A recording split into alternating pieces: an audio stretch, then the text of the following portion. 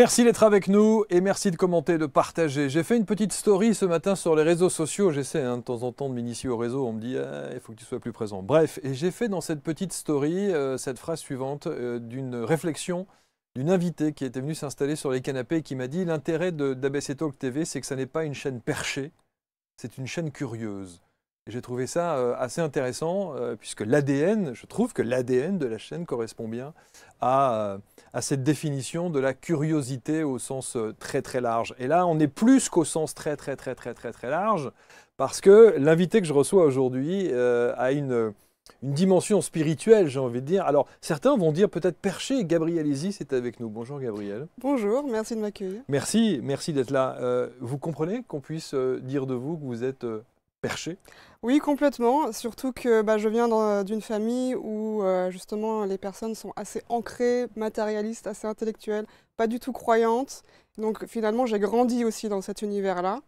Et je pense que ça a été vraiment une richesse aussi de pouvoir finalement m'ouvrir à tout ce qui est spirituel et ramener aussi cette richesse-là au sein même de ma famille et de l'offrir maintenant aussi au plus grand nombre. Au plus grand nombre, bien que ça ait été une souffrance, et on va le voir. Et oui. Au départ. C'est sûr. Le livre en question, c'est celui-ci. Vous êtes la lumière du monde, éveillez la conscience divine en soi. Le ton est donné, hein, vous avez tout de suite compris, on voit très très bien avec... tiens, un mot sur le symbole que vous avez choisi. Alors, ça a été inspiré, la couverture a été inspirée par un logo que j'ai créé pour mon site. Et pour moi, c'est vraiment un être de lumière qui a les bras ouverts et le cœur ouvert et qui est prêt en fait à accueillir. Pour moi, c'est vraiment un symbole d'accueil, mais aussi un symbole de transmission. C'est-à-dire qu'on transmet aussi en même temps, avec le cœur et les mains ouvertes. Comment est-ce que vous vous considérez, Gabriel, aujourd'hui? Alors, guide, une oui, thérapeute, une accompagnante? Un peu tout ça en fait finalement. C'est vrai qu'il faut toujours coller un petit peu des étiquettes sur les gens.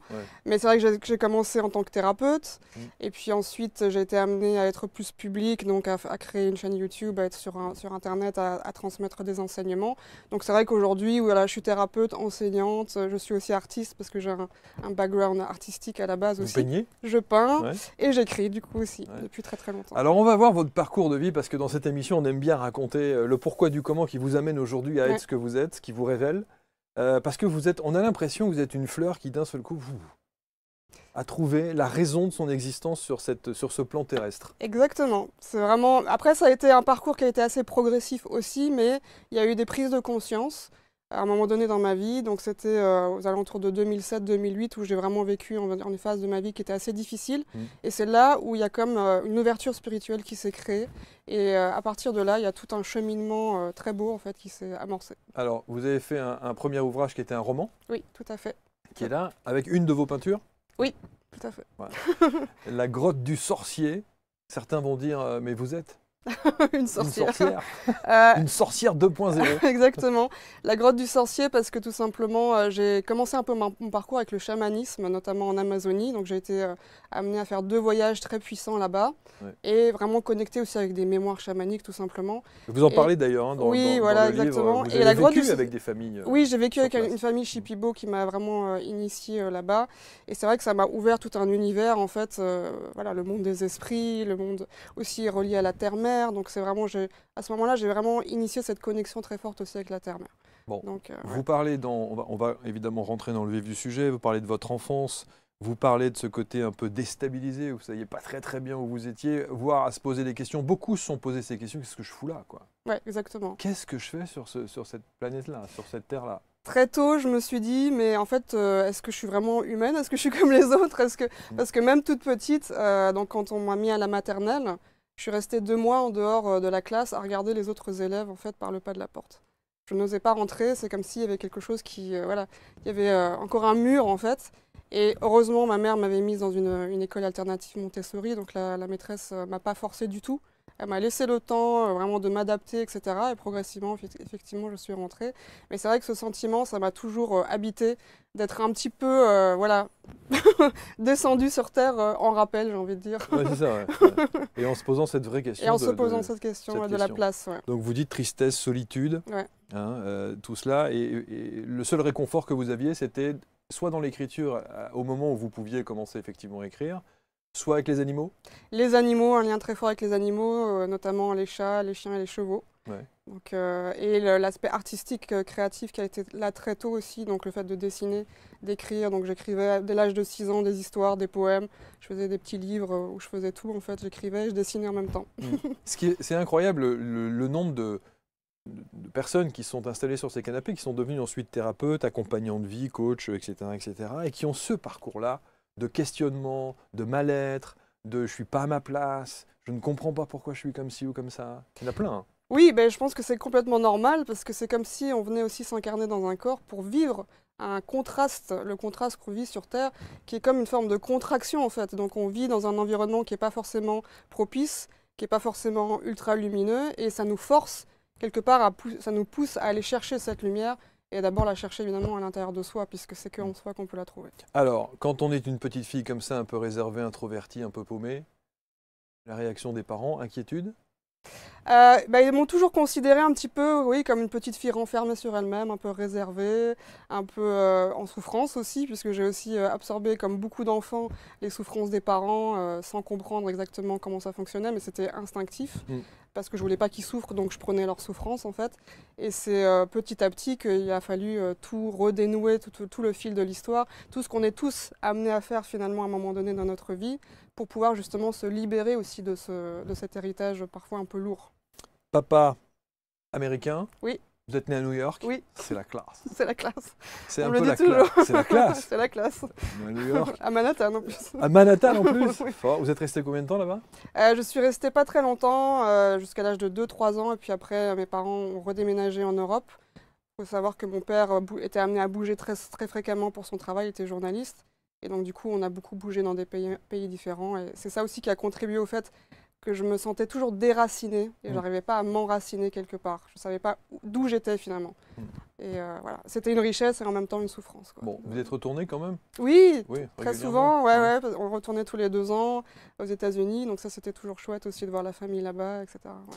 Et maman française. Et maman française. Voilà. Et dans votre livre, vous faites un petit clin d'œil à votre papa. Oui, exactement. Et vous dites d'ailleurs qu'il vous a sans doute aidé à écrire ce livre. Voilà, parce que mon père écrivait aussi, bon, forcément journaliste. Ouais.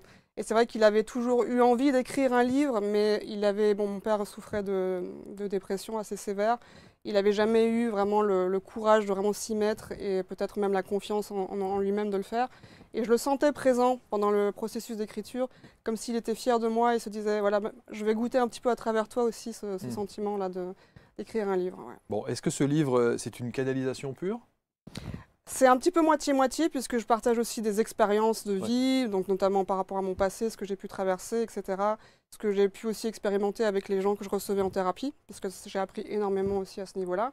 Et il y a une partie qui a été effectivement plus canalisée, donc vraiment, on peut dire des informations et des énergies qui sont descendues à un moment donné et qui m'ont vraiment transformée sur le moment même aussi pendant l'écriture. Donc j'ai vécu vraiment des phases spirituelles, vraiment d'éveil spirituel, on peut dire, pendant la phase d'écriture aussi du livre. Quand vous avez cet éveil spirituel dont vous parlez dans ce livre, je me dis, l'âme qui incarne le corps que vous avez aujourd'hui, l'être que vous êtes aujourd'hui, vous devez vous dire, j'attends qu'une chose, c'est de retourner là d'où je viens. Oui et non, parce que l'âme, elle est aussi très contente en fait d'être ici et d'être au service. D'être au service de quelque chose qui est beaucoup plus grand que nous. Et de servir évidemment les autres êtres humains. C'est pas parce que je me sentais un peu différente des autres êtres humains finalement que je me sens pas connectée aussi à l'humain, puisque mon travail est vraiment au cœur de l'humain en plus. Donc c'est vraiment cette joie qu'on ressent aussi en tant qu'âme, de pouvoir se mettre au service des autres, de pouvoir guider les autres, les aider à guérir.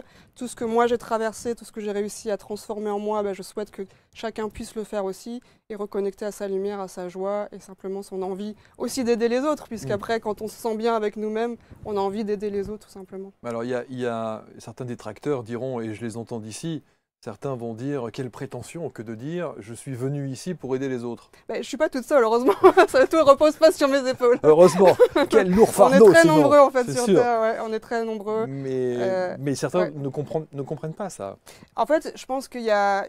Tout le monde le fait à une certaine échelle. Je veux dire, il y a des gens qui ne sont pas forcément conscients, ils ne vont pas forcément le dire, mais il y a des gens qui ont le cœur ouvert et qui vont aider les autres, ils vont aider leur entourage, ils vont aider une personne dans leur famille, ils vont aider leurs amis. Ils ont ça en eux, ils ont vraiment cette humanité en eux et cette envie d'aider. Et ça, je pense que ça fait partie de l'humain, justement, ce sentiment-là. Et donc il ne faut pas forcément se coller une étiquette, genre j'ai une super mission terrestre, machin, parce que tous on le fait à un certain niveau. Comme le petit colibri, il fait son travail à son niveau. On va voir, parce que dans votre livre, il y a une très belle évolution. Vous parlez effectivement de l'incarnation, de l'âme, vous parlez de la naissance de bébé, vous parlez notamment dans les premiers chapitres où vous évoquez le fait que quand on dit « Oh, c'est une âme pure », et vous dites « pas si pure que ça ». Le bébé n'est pas une âme si pure que ça. Bah, c'est très marrant parce que les bébés, en fait, on pense qu'ils ne pensent pas, on pense que voilà, quelque part, il y a un aspect inconscient chez le bébé, alors qu'en fait, il y a beaucoup de choses qu'on peut recevoir d'un bébé, on peut communiquer avec un bébé. Et c'est vrai que les bébés, parce que dans le ventre maternel, il se passe beaucoup de choses. Et on est en symbiose avec notre mère, on est fusionnel avec notre mère. Donc tout ce que notre mère, elle vit, tout ce qu'elle expérimente pendant la grossesse, eh bien le bébé, il le vit aussi. Donc quelque part, il y a déjà une certaine empreinte en fait qui est mise à ce moment-là. Et même la naissance, parfois, ça peut être quelque chose qui n'est pas vécu forcément de manière très heureuse. Ça peut être douloureux aussi pour le bébé. Donc on appelle ça aussi en thérapie le rebirth. Donc on peut revivre sa naissance et voir ce qui n'a pas été justement pour le guérir. Donc effectivement, c'est pour ça que je dis que les bébés ne sont pas 100% purs, c'est-à-dire qu'ils ont déjà, absorbé certaines informations, ils ont déjà une empreinte quand ils arrivent. Vous dites d'ailleurs, vous faites un petit clin d'œil, votre maman dit tu es né avec les yeux grands ouverts. Oui, ça me l'a souvent dit, ouais. Apparemment, c'est une image ou c'est Non, c'était vrai, c'était vrai. C'est véridique. Quand on l'a mise dans ses bras, en fait, j'avais les yeux écarquillés, très, très grands ouverts. La première, c'est sans doute le début de la question de voilà, c'est ça, qu'est-ce que je fous là? Qu'est-ce que je viens faire là? Ouais, c'est un peu ça. Où je vous vois. Où je vous vois. Attention, oui, absolument. Alors, dans votre parcours de vie, vous avez expérimenté beaucoup de choses, l'hypnose, l'accompagnement, et vous êtes allé vous parler de cette fameuse nuit noire de l'âme, oui. Parce qu'il y a eu, alors, parler d'une rupture un peu douloureuse aux alentours de 24 ans, et vous exprimez effectivement le fait que vous avez ressenti comme une sorte de décorporation, oui. C'est-à-dire le principe d'être au-dessus de ce que l'on est, et de se regarder vivre une situation dans cette nuit noire de l'âme. Alors, c'est vrai que ça, c'est déjà des choses que j'avais expérimentées avant, c'est-à-dire même quand j'ai des souvenirs petites ou adolescentes, où parfois je vivais comme une forme de décorporation dans le sens où je prenais conscience que je n'étais pas le corps, en fait. Et je me demandais, mais alors qui c'est qui pense, à qui appartient ce corps? Et en fait, c'est comme si je rejoignais la conscience de tout ce qui est à ce moment-là, donc ça durait quelques secondes, et puis après, hop, je revenais. Et là, pendant effectivement cette nuit noire de l'âme, il y a eu peut-être une phase de prise de conscience plus grande par rapport à ça, que je n'étais pas en fait le corps que j'habitais, que j'étais bien au-delà de ça, mais que j'étais vraiment venue expérimenter du coup cette incarnation. C'est une confirmation. Oui, c'était une confirmation. Qu'est-ce qu'on en fait de ça, une fois qu'on a cette information-là? Ah bah là, à partir de là, c'est là où toutes les portes se sont ouvertes. Donc très très rapidement, j'ai eu beaucoup de prise de conscience spirituelle. J'ai eu vraiment une envie aussi d'aller me mettre au service des autres. Donc c'est là où j'ai commencé à me former en thérapie. J'ai fait les voyages chamaniques dont je parlais aussi au début. Donc plein de choses en fait qui arrivaient et ça a été très vite. Ça a été très vite. C'est comme s'il y avait vraiment des reconnexions qui se faisaient à plein de niveaux différents. Et ça a été absolument extraordinaire. C'est la révélation. C'était une sorte de révélation, ouais. Et certainement aussi le fait de se dire tout simplement « Ah, maintenant je sais pourquoi je suis là. Je sais d'où je viens et je sais pourquoi je suis là et maintenant tout prend son sens. » Et alors, étonnamment, vous allez suivre un cursus journalistique, beaux-arts, avant même de commencer à penser au chamanisme, d'aller au Pérou, etc., etc. Donc, avant quand même, vous faites quelque chose de plutôt cartésien, concret, on peut dire. Et bon, les pieds c'est vrai que les beaux-arts, c'est pas 100% cartésien, mais mais c'est pas très cartésien. Mais c'est vrai que l'aspect artistique m'a toujours habité, donc forcément j'étais étudiante aux beaux-arts. Puis juste après ça, je voulais écrire justement. Et je voulais faire du journalisme d'investigation.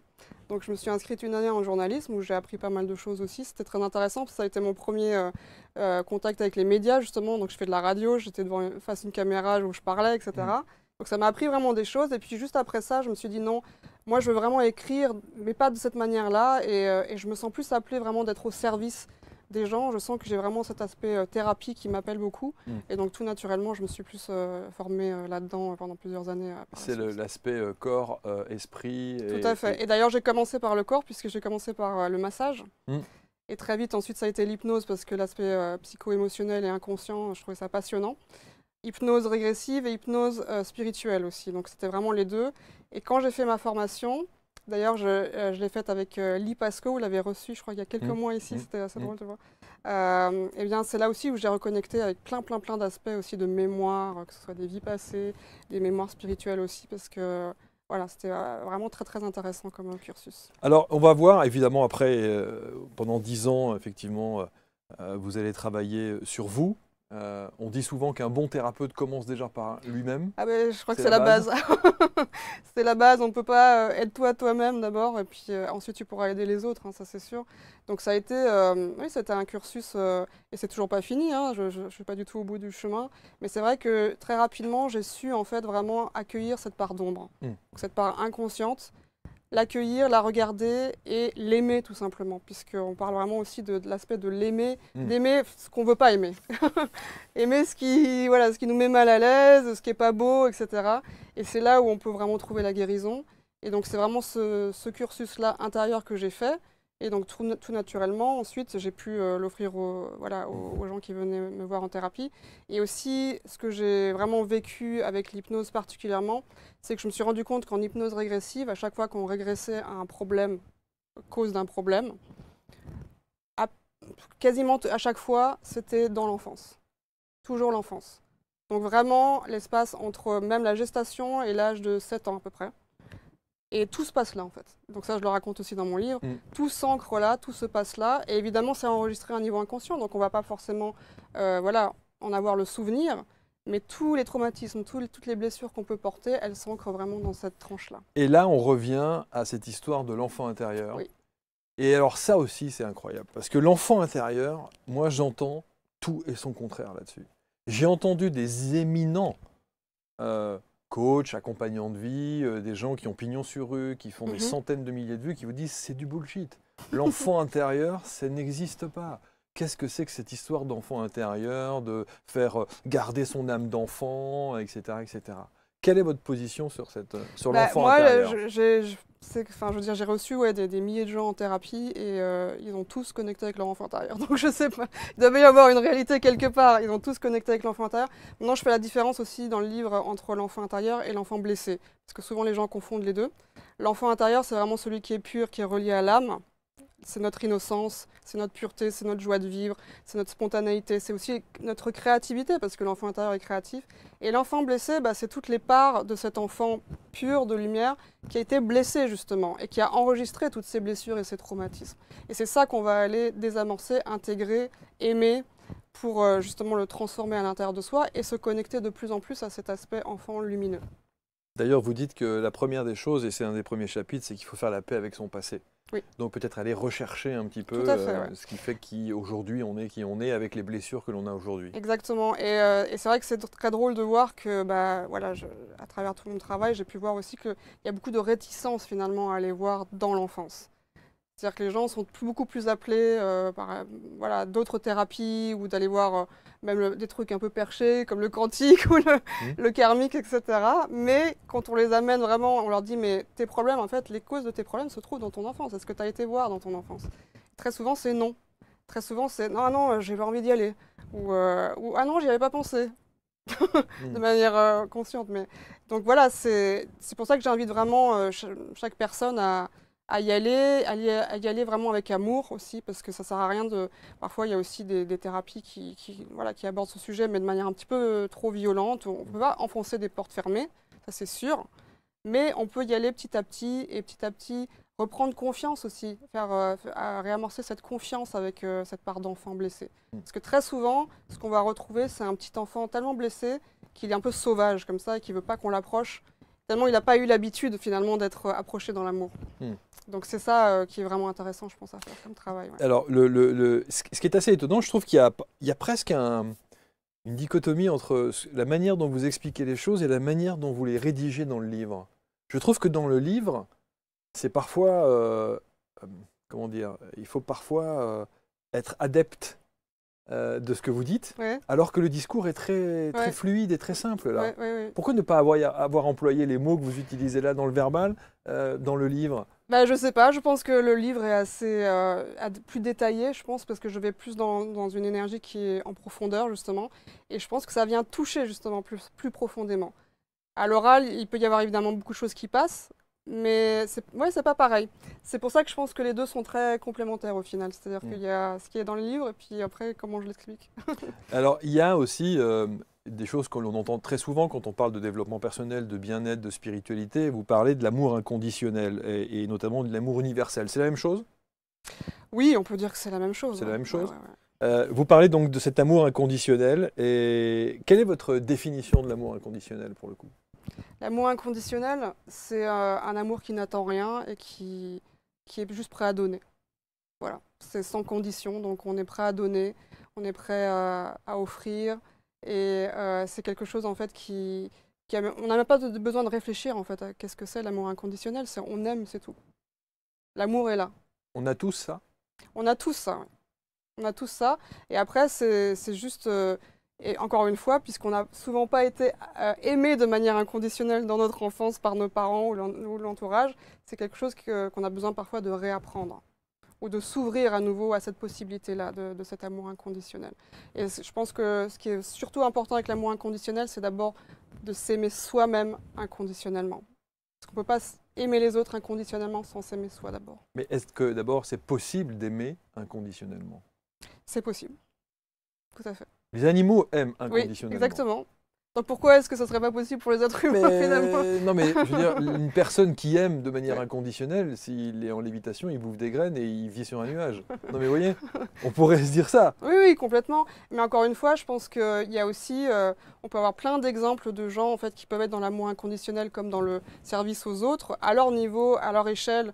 Mais ils ont le cœur ouvert, ils sont dans cet accueil, ils vont pas nous juger, ils vont être tout le temps vraiment ouais, dans cette conscience du cœur. Moi, j'appelle ça aussi la conscience du cœur. Quelle définition, est-ce que vous parlez effectivement, vous dites qu'il faut faire la paix avec son passé, vous parlez du futur, comme un futur qui est déjà là, Oui. évidemment, de cet instant présent. Alors s'il y a bien un truc qu'on nous rabâche à longueur de temps, c'est cet instant présent.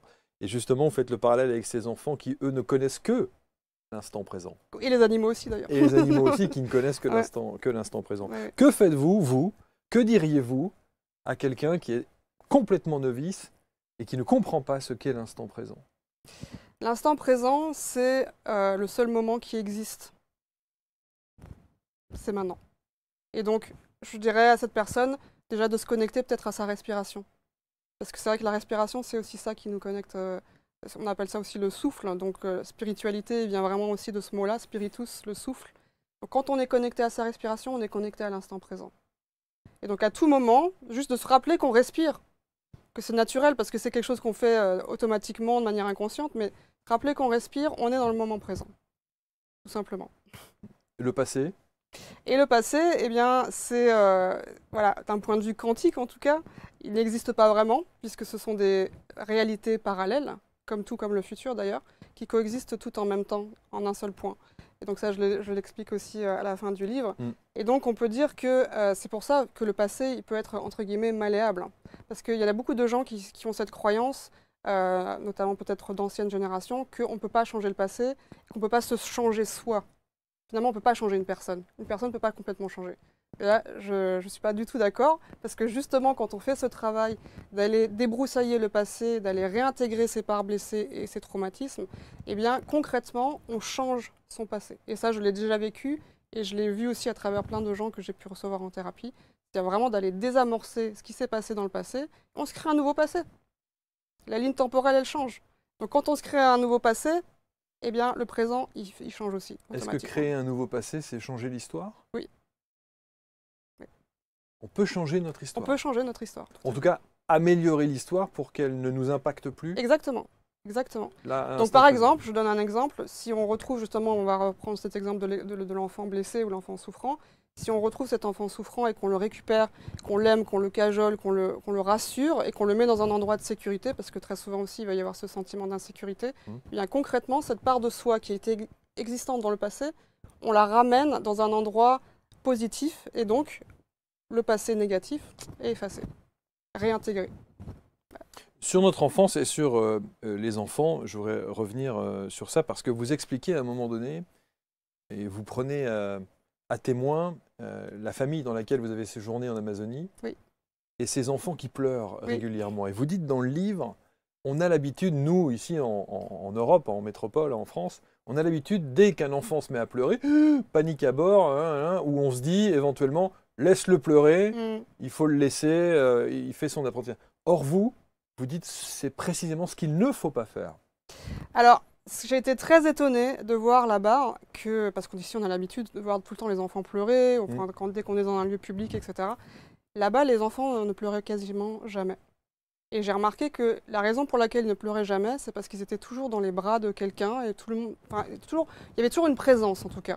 Donc que ce soit la mère, la sœur, la tante, la grand-mère ou même le père. Parce qu'ils vivent en communauté. Ils vivent en communauté et certainement ils ne le laissent pas isolé pour la nuit aussi, parce que ça c'est quelque chose qu'on fait beaucoup en Occident. On pense que finalement un bébé qui pleure la nuit, c'est pas, enfin je veux dire, ça, évidemment ça nous réveille donc c'est pas agréable, mais que c'est normal finalement de le laisser dans une pièce enfermée. Mais là-bas, c'est pas du tout comme ça qu'ils vivent. Ils vivent, le bébé il est toujours là, toujours présent, toujours cette proximité, et ça fait qu'il est toujours rassuré, en sécurité. Ce qui n'occasionne pas de trauma. Ce qui n'occasionne pas de trauma. Et de blessures de l'enfant intérieur dont on parle depuis tout à l'heure. Notamment la blessure d'abandon, souvent, c'est vraiment ça qui revient avec des bébés qu'on laisse pleurer la nuit. Et encore une fois, je n'accuse personne, je ne juge personne, on a été éduqués comme ça, moi-même je l'ai vécu, ma mère l'a vécu, etc. etc. Mais d'en prendre conscience, ça peut aussi changer la donne pour nos futurs enfants et les futures générations, et de se dire, ah bah, peut-être il faudrait essayer un petit peu comme en Amazonie, ou dans ces peuples un peu indigènes qui ont gardé une certaine sagesse. Ça va secouer aussi les livres de pédiatrie et autres qui passent leur temps à nous rabâcher à longueur de temps. Ah non, non, non, commencez pas à prendre le petit dans le lit parce qu'il se met à pleurer ou parce que ceci. On a souvent ce réflexe-là. Il pleure, elle va le chercher. Donc on va le chercher, on l'amène. Visiblement, ce serait une bonne chose alors. Mais oui, bien sûr. Et après, ce qu'il faut savoir, c'est que l'enfant, en fait, en grandissant, il va lui-même déterminer aussi des limites avec les adultes. Ça arrive notamment vers l'âge de 3 ans, où là, c'est vraiment l'âge du non. Il va tout le temps être un petit peu en rébellion, etc. Parce qu'à l'âge de 3 ans, il commence à pardon. Il est plus indépendant, voilà, je ne vais pas y arriver. Exactement. Il est plus indépendant, et donc du coup, par exemple, traditionnellement, dans les sociétés ancestrales, quand on était encore des chasseurs-cueilleurs, c'est le moment où le papa pouvait partir plus longtemps à la chasse, par exemple. Il pouvait laisser sa femme et son enfant plus longtemps seuls, parce que l'enfant était moins dépendant des deux parents. Donc c'est naturel. Quand on se connecte vraiment à la nature cyclique des choses et de l'évolution naturelle des choses, eh bien, tout se fait naturellement. Mais on a quand même le sentiment parfois qu'on a complexifié un peu les choses, hein, nous. On a complexifié, oui, un petit peu, je pense. Alors qu'il faudrait revenir à des choses beaucoup plus simples. Et c'est pour ça que je pense que les peuples indigènes, notamment, sont un très bon exemple pour ça. Parce qu'ils ne se posent même pas la question. En fait, ils sont connectés les uns aux autres, ils sont connectés à la terre, ils sont connectés à leur sagesse ancestrale, ils sont respectueux des anciens et respectueux des enfants. On va parler aussi de la terre, de la nouvelle terre, oui. Vous en parlez, et notamment de cette dimension un peu parfois cataclysmique dont on parle ici en Occident, en France, en Europe, où on se dit oh là là, l'avenir est pas souriant et pas extraordinaire. Vous dites l'inverse, vous. Vous parlez des nouvelles générations, des prises de conscience, du nouvel humain. Oui. Donc c'est quoi? C'est de l'utopie, c'est comment on appelle ça, c'est une vision un peu angélique des choses? Alors, c'est des visions que j'ai eues, tout simplement. C'est vraiment des énergies auxquelles j'ai été connectée, moi, personnellement. Et il y a aussi pas mal de phases aussi dans l'écriture du livre où j'ai reçu tout ça. Et c'est quelque chose que je reçois déjà depuis de nombreuses années. Et en fait, ce qu'il faut bien comprendre, c'est que l'apparence qu'on peut avoir maintenant du monde, où c'est un peu chaotique, où il y a beaucoup de choses négatives qui remontent, ça fait partie de ce processus. On ne peut pas accéder à des choses positives et lumineuses si on ne se regarde pas aussi les uns les autres et si on ne regarde pas aussi notre ombre collective, puisque je parlais de l'ombre tout à l'heure, il y a aussi une ombre qui est collective de l'humanité. Et c'est ça qui est en train de ressortir en ce moment. C'est ça qui est en train de ressortir, donc ça veut dire qu'on est dans c'est la bonne voie, on est vraiment dans la bonne direction. Et plus ça va sortir, plus on va pouvoir transformer et purger en fait tout ça. Et ensuite, vraiment l'aboutissement de tout cela, c'est qu'effectivement, il y aura cette nouvelle énergie, des prises de conscience, de plus en plus de gens qui se réveillent justement à qui ils sont vraiment, qui se connectent à leur spiritualité, à leur être spirituel, qui ont envie de changer, qui ont envie de faire une thérapie et de vraiment aller déterrer des choses qui leur posent problème, etc. Et bien tout ça, imaginez plusieurs, voilà, des centaines de milliers de personnes qui font ça à travers la planète. Donc c'est pour ça aussi que je dis dans le livre qu'on est en train de libérer les lignées ancestrales. On est en train de libérer toutes ces lignées en fait, qui ont été souvent empreintes de trauma pour les générations futures. Donc les générations futures ne vont pas avoir, on va dire, le même bagage que nous, on peut avoir au jour d'aujourd'hui. Et donc c'est pour ça que oui, le futur est vraiment lumineux. Et c'est vraiment en fait une humanité qui est en marche vers ça. Donc c'est à chaque fois que quelqu'un prend conscience de quelque chose, qui ramène de la lumière en lui-même, eh bien je vois ça comme des petites étincelles de lumière qui s'allument partout sur Terre. Ouais, là où certains pourraient voir ou avoir une vision du monde un peu cataclysmique, vous parlez du cataclysme, mais intérieur. Intérieur, oui. C'est la révolution, mais à l'intérieur. À l'intérieur, parce que en fait, le monde extérieur est toujours un reflet de l'intérieur. Et donc quand on prend conscience de ça, eh bien, on prend conscience tout simplement que c'est nous qui avons la clé à l'intérieur. On a vraiment la capacité de changer notre réalité. Et d'ailleurs, j'ai fait un partage il n'y a pas très longtemps sur les réseaux sociaux par rapport à ça. La première fois que je suis venue à Paris, il y a 3 semaines, donc ça fait des années que je n'étais plus revenue. J'habite la campagne, vraiment un peu en mode sauvage. Et vous êtes bien, ermite. et vous êtes bien. Et je débarque à la capitale, je m'attendais vraiment à être plus heurtée par une certaine lourdeur, surtout après les années qu'on a passées, etc. Et là, j'étais vraiment étonnée de voir que tout était lumineux, toutes les personnes qu'on a croisées étaient super lumineuses, souriantes, agréables, même cette fois-ci. Hein. Mais vous êtes allé dans quel quartier? Mais partout, on était à Châtelet, on a été dans le métro, on a été à la gare de Lyon, je vous assure. Et c'est là où ça m'a dit, le nouveau monde est là. Ça a été pour moi une des preuves en fait tangibles. C'est-à-dire que quand on vibre une certaine fréquence, quand nous, on se connecte dans notre quotidien à cette lumière, eh bien cette lumière, elle nous est reflétée aussi à l'extérieur. Le monde reflète notre lumière. Waouh! Ouais. Alors ça, c'est la bonne nouvelle du moment parce que, alors encore faut-il arriver à se connecter à cette lumière, alors pour le coup. Oui, et c'est vraiment ce que je transmets le plus possible, voilà, à travers mon livre, à travers évidemment aussi les partages que je fais en vidéo, etc., etc. C'est vraiment essayer que les gens se connectent de plus en plus à cette lumière et que du coup leur regard change, parce que vraiment ce qu'on va expérimenter de plus en plus, c'est ça. C'est vraiment ce reflet, en fait, qu'est le monde extérieur, le reflet de nous-mêmes. Qu'est-ce que ça veut dire, Gabrielle, se connecter à sa lumière? Qu'est-ce que ça veut dire? Alors, on parlait d'âme tout à l'heure, donc c'est assez similaire, on va dire. C'est se relier à quelque chose qui habite ce corps, qui habite ce corps de manière temporaire. C'est-à-dire qu'on n'est pas limité à ce corps. C'est quelque chose qui est toujours relié à une conscience qui est plus élargie et plus grande. On appelle la conscience aussi de tout ce qui est.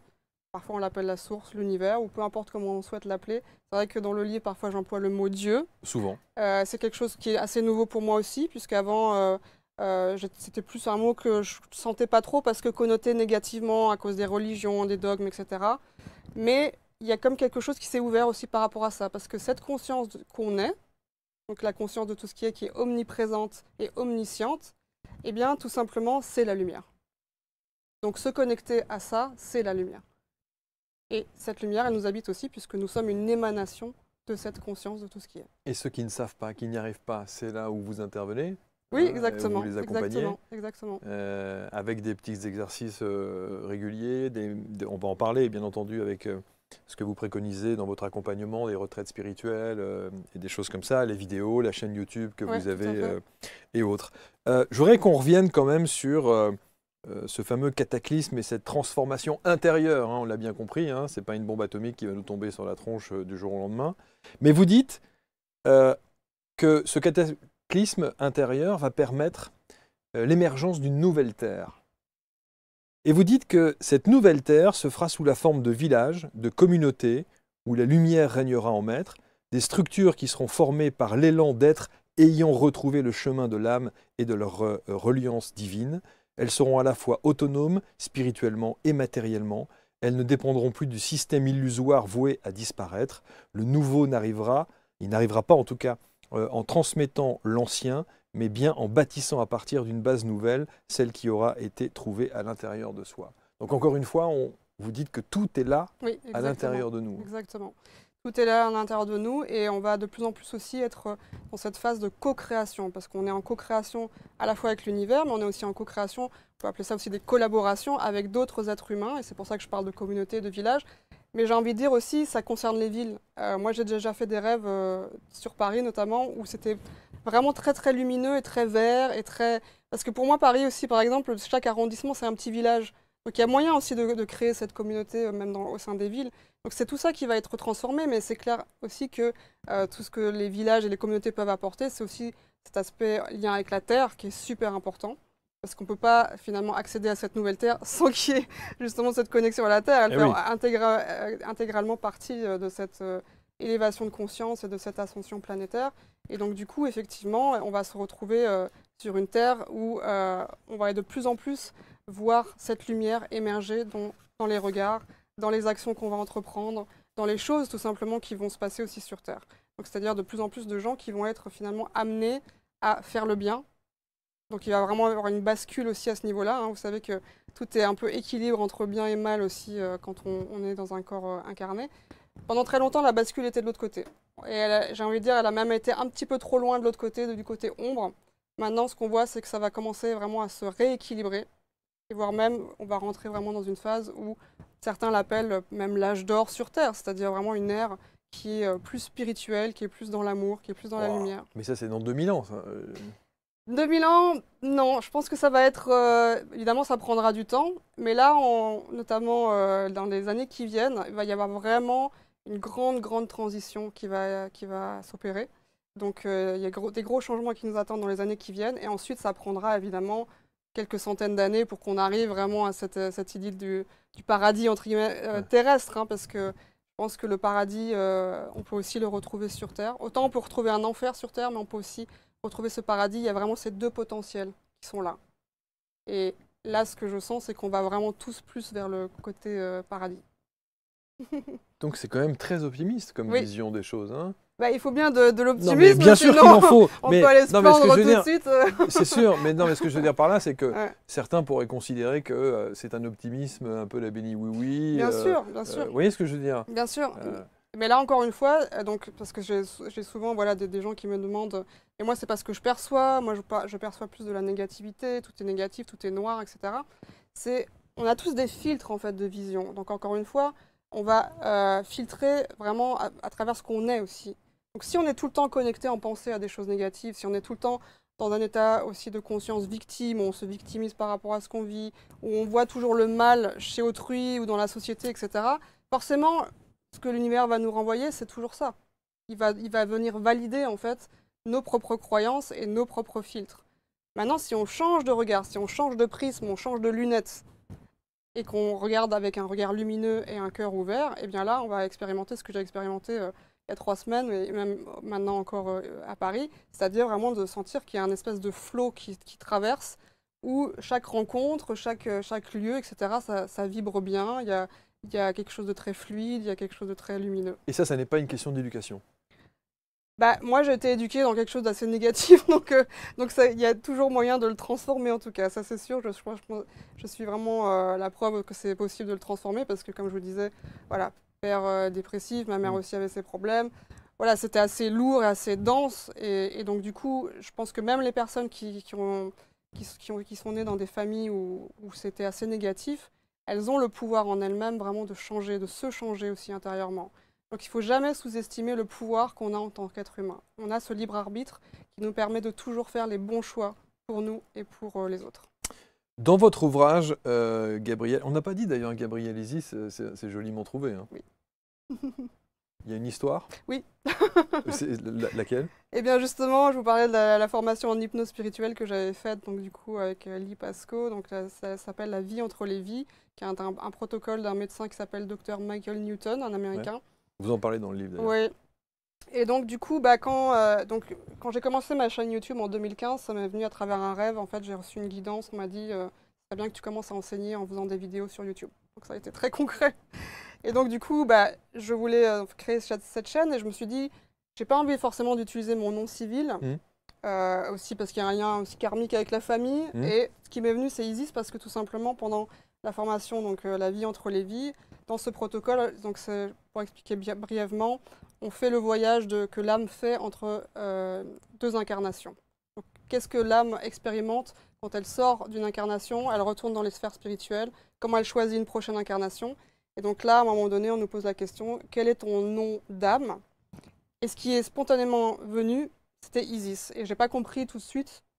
C'est vrai que j'étais toujours connectée à l'Égypte, j'ai toujours eu ce lien avec l'Égypte depuis l'enfance, etc. Mais je n'ai pas compris pourquoi. Et c'est venu plus tard, où j'ai compris qu'en fait, c'est juste que mon âme est reliée à cette conscience qu'on appelle, qui est reliée à la mère divine, qui peut être voilà, vue sous le prisme d'Isis. Ça peut être aussi la Vierge Marie, etc., etc. Dans différentes cultures, on va avoir différents noms. Mais c'est vraiment dans ce flux de conscience-là, en fait, que mon âme a choisi de venir s'incarner. Bon, en tout cas, on vous l'a dicté. Hein. On vous l'a, Oui. hein, on a bien dit ça. Ouais. Gabrielle Isis. Ouais.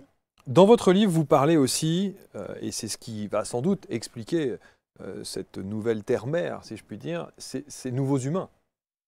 Vous parlez ces nouveaux humains, grâce au pouvoir de l'amour, vous dire, ils auront la possibilité de guérir toutes leurs blessures, ils pourront également intégrer leur ego, parce que vous parlez de l'ego aussi, ça c'est important, et pas de l'ego de manière négative. Non. Hein, il y a évidemment beaucoup de choses très intéressantes quand on parle de l'ego.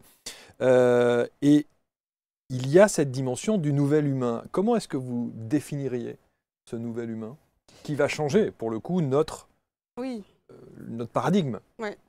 Bah justement, le nouvel humain, c'est un petit peu quand on regarde derrière soi, tout ce qu'on a parcouru, tout ce chemin qu'on a parcouru, quelle était la personne que j'étais dans le passé et quelle est la personne que je suis aujourd'hui. Donc moi, je peux le faire par rapport à moi, mais tout le monde peut le faire aussi par rapport à sa vie. Et on voit qu'on a quand même évolué en général. Enfin, en tout cas, quand on est sur un chemin de conscience, qu'on est un petit peu intéressé par tout ça, on voit qu'on est vraiment amené à évoluer. Et donc du coup, le nouvel humain, c'est ça, c'est cet humain qui se remet en question, qui a des prises de conscience sur lui-même, qui a aussi des sortes de réalisations sur ce qu'il n'est pas. Donc on parlait d'ego, par exemple, c'est vraiment aussi avoir cette distance et se désidentifier du faux moi, on appelle ça parfois le faux moi. Et encore une fois, c'est pas quelque chose qu'il faut voir forcément négativement, l'ego. Ça nous sert quand même à avoir un corps physique, ça nous sert à évoluer dans la vie, on pourrait pas sans cet ego évoluer. Mais le problème avec ce qui s'est passé depuis des millénaires sur Terre, c'est que c'est l'ego qui a pris le pouvoir. C'est le serviteur qui a pris le pouvoir.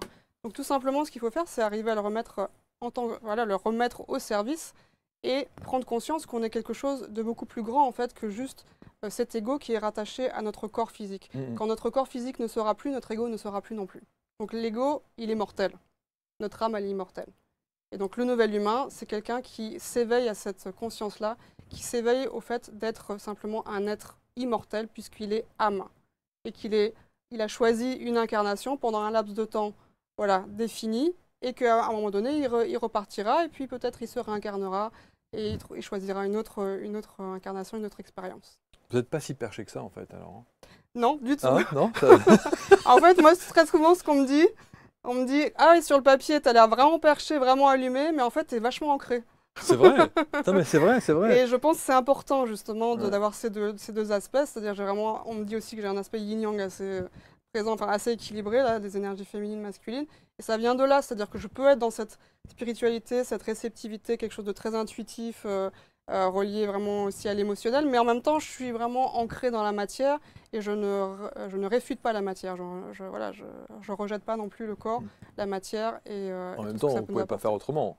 On peut pas faire vit autrement. dans la matière. Mais c'est parfois ce qu'on peut voir, par exemple, chez les personnes dans les communautés spirituelles. Parfois, il y a un rejet de la matière, il y a un rejet du corps ou de l'ego. Ouais, c'est vrai.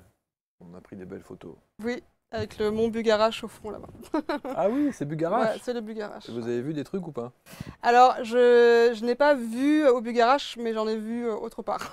Bon, parce que Bugarache, pour ceux qui ne savent pas, il y a toute une légende, tout un mythe autour de Bugarache qui serait l'endroit où des extraterrestres feraient leurs allers-retours. C'est ça. Ce qui suscite d'ailleurs des sortes de pèlerinages.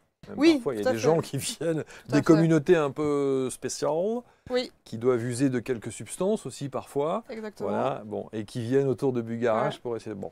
Mais il y a un personnage célèbre qui s'est intéressé de très près à Bugarache qui s'appelle Jules Verne, et qui a habité en fait à côté de Bugarach. Ah, je savais pas. Et dans un de ses romans, d'ailleurs, le capitaine Bugarach, c'est le personnage principal. Et ce qu'il faut savoir, c'est que Jules Verne était un initié aussi. Donc dans ses romans, il y a énormément de messages codés d'initiés. Et il a vécu dans cette région magnifique aussi. Et alors vous avez dit que vous n'avez pas vu donc de présence Oui. autre que humaine à Bugarach, mais ailleurs. Ailleurs, oui. Où ça? Où ça? J'en ai vu à Bruxelles, quand j'habitais Bruxelles. Donc j'ai vu des sphères lumineuses dans le ciel orangé qui émanaient une lumière électrique très très forte. Ouais. Et j'en ai vu au lac Titicaca au Pérou sortir tout simplement du lac. Sortir du lac? Sortir du lac, oui.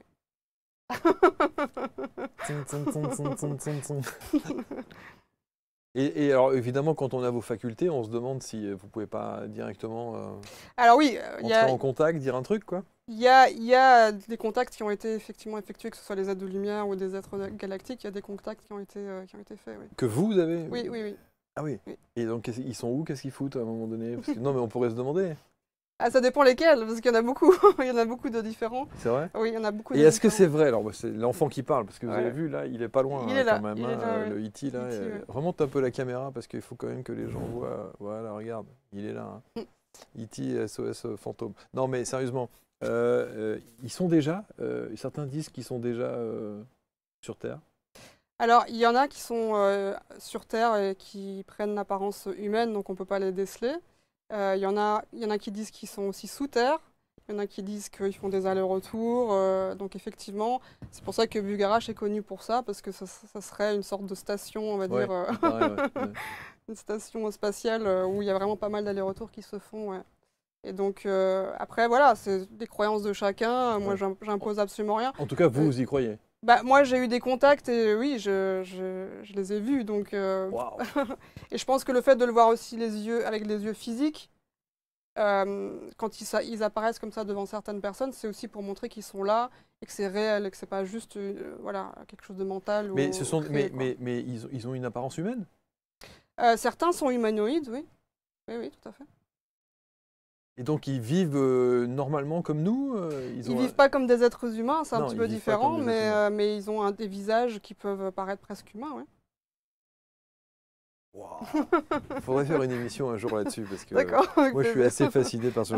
Alors, je voudrais qu'on revienne sur l'âme, proprement dite. Vous dites dans votre livre, page 20, l'âme choisit de s'incarner. Elle le fait principalement pour les raisons suivantes. L'envie d'apprendre, d'évoluer, et l'envie de contribuer, l'envie d'équilibrer la balance du karma. Quid des âmes qui font le mal?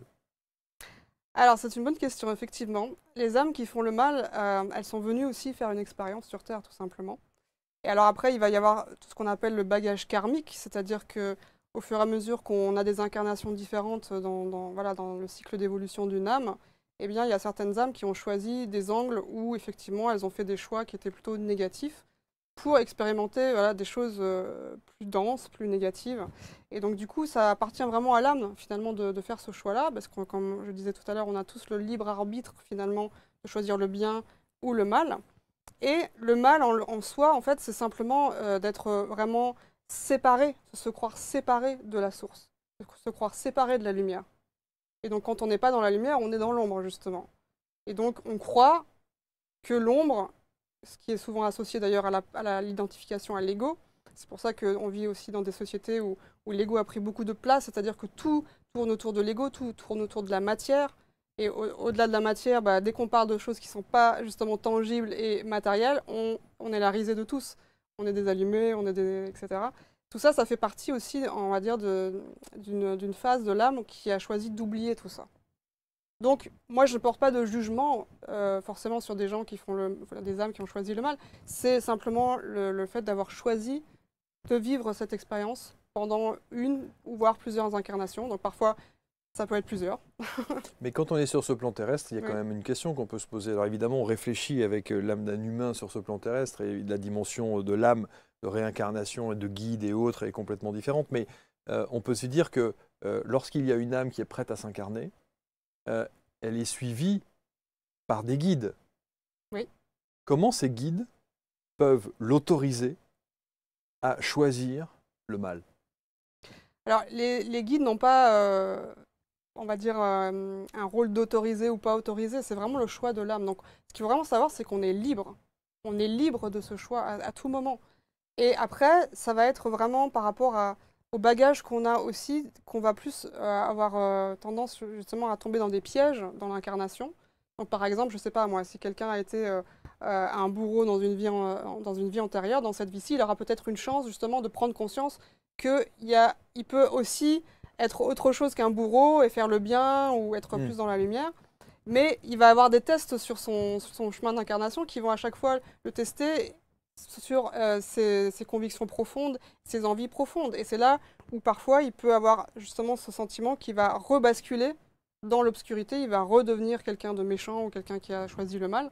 Et ça, ce sont des petits tests de l'existence. Et les bouddhistes appellent ça aussi le samsara. C'est aussi parfois des âmes qui sont prisonnières en fait, du cycle de réincarnation parce qu'à chaque fois, elles se laissent avoir par voilà, le pouvoir matériel, par le fait de dominer les autres, ou le fait d'être vraiment identifié aussi à ses possessions matérielles.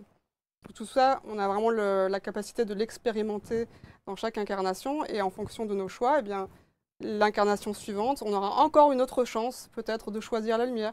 Et parfois, il y a certaines âmes, ça leur prend, je sais pas moi, des milliers d'incarnations pour enfin avoir une prise de conscience par rapport à ça. Et on a donc toujours ce libre arbitre de ne pas souhaiter une nouvelle incarnation.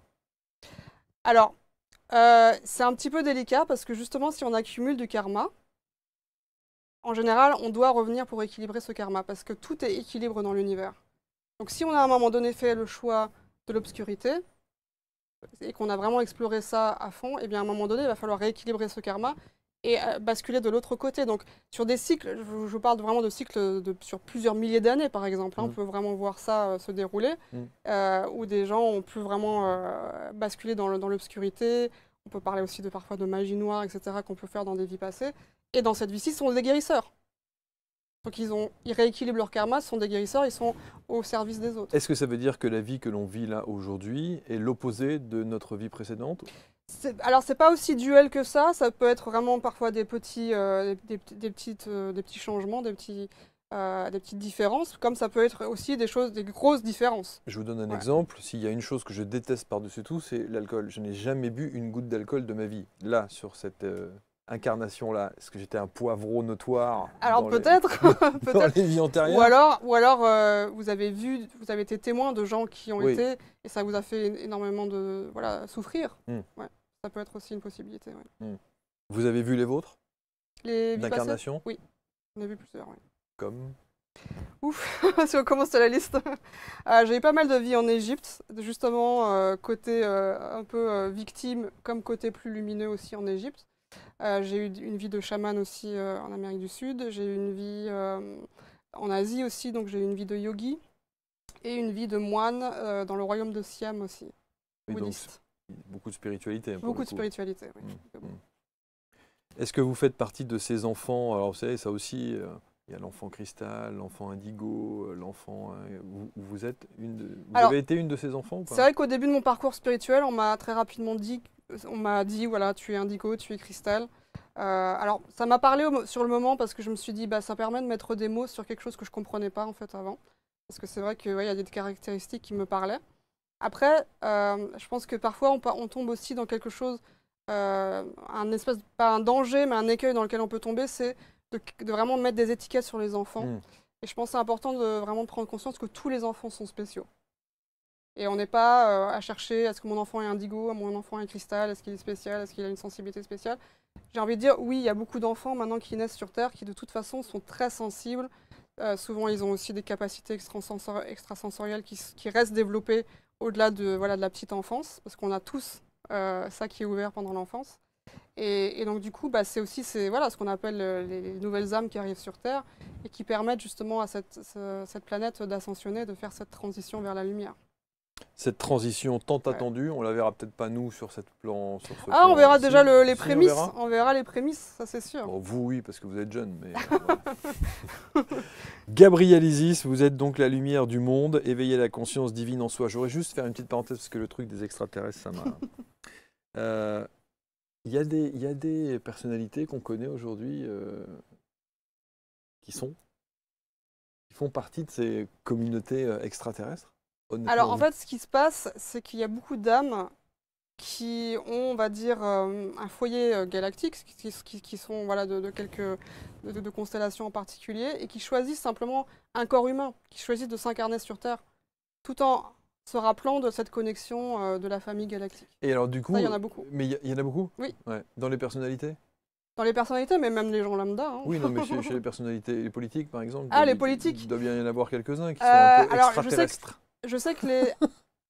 Oui, alors après, on va pas rentrer dans des choses trop... mais Non, c'est vrai qu'il peut y avoir aussi des extraterrestres négatifs. Il n'y a pas que des positifs. C'est tout ce que je dirais. mais vous le savez. Oui, oui, plus ou moins, oui. Après, je connais pas l'histoire de tout le monde, Non, mais mais vous le ouais. savez. C'est-à-dire que vous êtes capable de dire, bon, lui, Bah, en fait, après, c'est vraiment une question de ressenti, en fait, quelle énergie a la personne, ouais.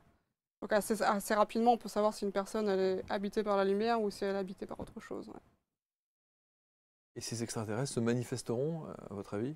Alors, c'est vrai que je pense qu'on va être amené à en parler de plus en plus parce qu'il y a beaucoup de choses, de choses qui se passent à ce niveau-là. Et je pense que de plus en plus, ils ont envie qu'on parle d'eux. Parce qu'ils ont envie qu'on reconnecte aussi avec cet aspect galactique, que l'humanité sorte un petit peu de sa quarantaine. Ouais. Parce que c'est comme si on était un peu en quarantaine pour l'instant. Il y a une chape de plomb en tout cas qui a été mise sur ces sujets-là. Et j'ai envie de dire, ça n'est pas séparé de tout ce qui est relié au spirituel, parce que c'est complètement connecté aussi à ce niveau-là. Ils sont très conscients que la Terre, justement, est en train de vivre cette révolution et cette ascension vers la lumière. Et donc, Ouais. ils sont là aussi pour nous aider et pour interagir avec nous, certainement. Chaîne YouTube, il y a tout ce que vous préconisez. Alors d'abord, il y a vos ouvrages, hein, bien entendu. Je vais les remettre à l'écran pour que moi puisse les mettre. Là, il y a la grotte du sorcier et puis il y a celui dont on parle aujourd'hui, hein, vous êtes la lumière du monde.